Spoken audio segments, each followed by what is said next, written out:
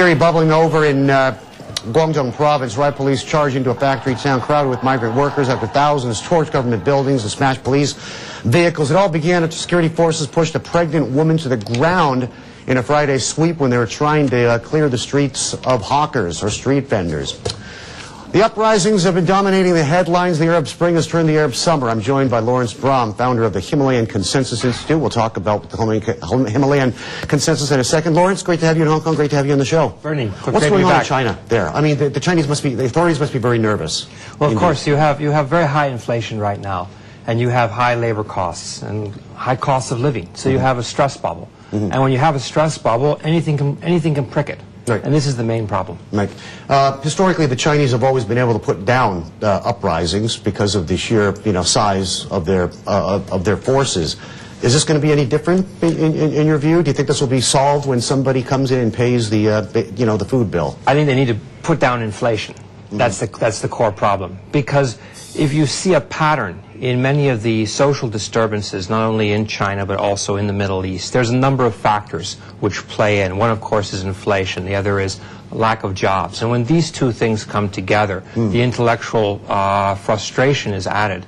Then you have social instability. Yeah, but the Chinese have been raising wages. They've been mandating and legislating wage increases. They do care. Premier One has made it very, very clear he wants to take care of the people. He's not just going to let, come hell or high water, let market forces dictate who's rich and who's poor. They're trying to do something about it. You can't fault them on effort, can you? No, I think what you're going to see is you're going to see increased stimulus package. You're going to see increased construction infrastructure projects, because these are the type of projects that employ people, but they're also the type of investments which do create inflation.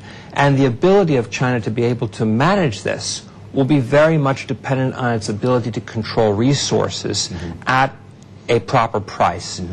This brings China to Africa, because of course this is one of the major sources of all the resources which are going into the infrastructure investment. Biggest investor, right? In Africa. Biggest investor in Africa. In turn, a lot of the low-wage work is going to shift over to Africa. We're already seeing many factories pulling out of China because of labor costs and inflation, and moving Bangladesh, Africa. Is that becoming a quid pro quo, sort of a commensal relationship, though? Because, the press has made a lot of hay about, how China goes there, takes things like oil and doesn't really care about, tyrannical dictatorships, and kind of leaves a scorched earth when it comes to the impact of their money there. That leaves Africa between the Washington Consensus, which is aid conditioned upon political conditions, or the Beijing Consensus, which is trading aid for resources.